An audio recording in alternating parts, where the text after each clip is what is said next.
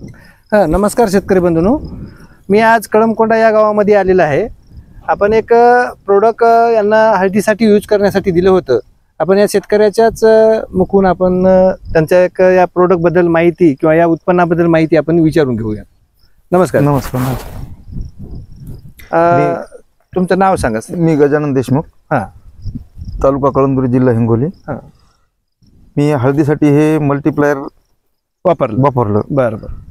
किती प्रमाणात वापरलं, काय नाही? मी हे एकरी समजा एका ड्रिचिंगला एकरी 1 किलोच्या दरम्यान वापरलेलं. हो. महिन्याला 1 किलो समजा तुमचं प्रोडक्ट आपलं हे गेलेलं आहे. बरं, लावगणीमध्ये सुद्धा काहीतरी यावर्षी जरासं लेट लावगण झालेली आहे. हो, जुलैच्या 9-10 तारखेला लावगण हळदीची झालेली. मग या लेट मुळे तुम्हाला उत्पन्नामध्ये बाकीच्या याला काही घट किंवा तुम्हाला काही घट वाटते का? नाही, उत्पन्नात उलट मला तर चांगल्या प्रकारे माल बी चांगला निघाला आणि उत्पन्नात वाढ वाटायली. शेंगाची क्वालिटी वगैरे चांगली जाडी. रानामध्ये सुद्धा तुम्हाला काहीतरी फरक वाटत असेल? रानामध्ये म्हणजे रान भुसभुशीत आहे. दरवर्षी आम्हाला जे त्रास होते ते यावर्षी आम्हाला त्रास झाला नाही. म्हणजे जास्तीत जास्त कशाचा त्रास होतो आम्हाला? म्हणजे रान हळद काढता वेळी ट्रॅक्टरनं ज्यावेळेस आम्ही काढतो त्यावेळेस ढेकळं पडतात. ढेकळं पडल्यावर माणसाला एक तर गुत्तेदार राहतात, त्याला तिकाशी देऊन फोडून हे करून. यावर्षी आम्हाला अजिबात काही तसं किंवा पिंकर वगैरे लावून त्याला भिजवून हे करून. हे काम यावर्षी पडलेलं नाही.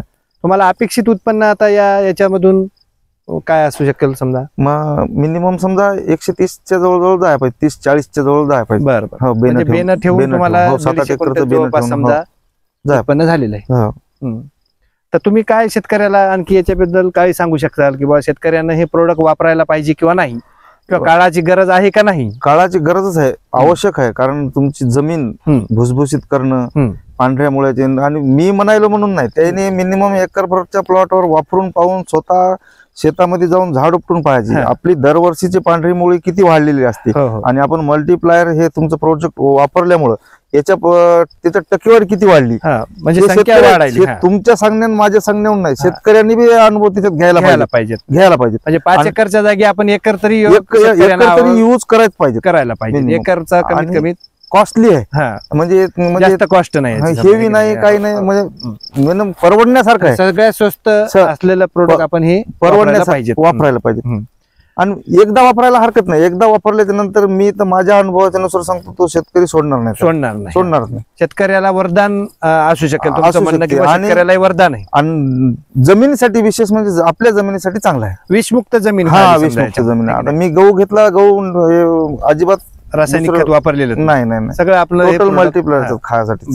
म्हणजे खाण्याच्या वस्तूसाठी समजा कमीत कमी शेतकऱ्याला तुम्ही सांगू इच्छिता की बा जे आपण खातोय त्याला तरी रासायनिक खताचा वापर कमी प्रमाणात असावा, किंवा आपलं रासायनिक खत मध्ये म्हणलं तर जास्तीत जास्त आपण गव्हाला युरियाचं प्रमाण जास्त वापरतो की नाही. त्याच्यामुळे थोडंसं आपल्याला 1-2 ड्रिचिंग समजा वाढवली पाणी देता वेळेस, तर तुम्हाला युरियाचं भासणारच नाही, जाणीव टाकायची गरज पडणार नाही.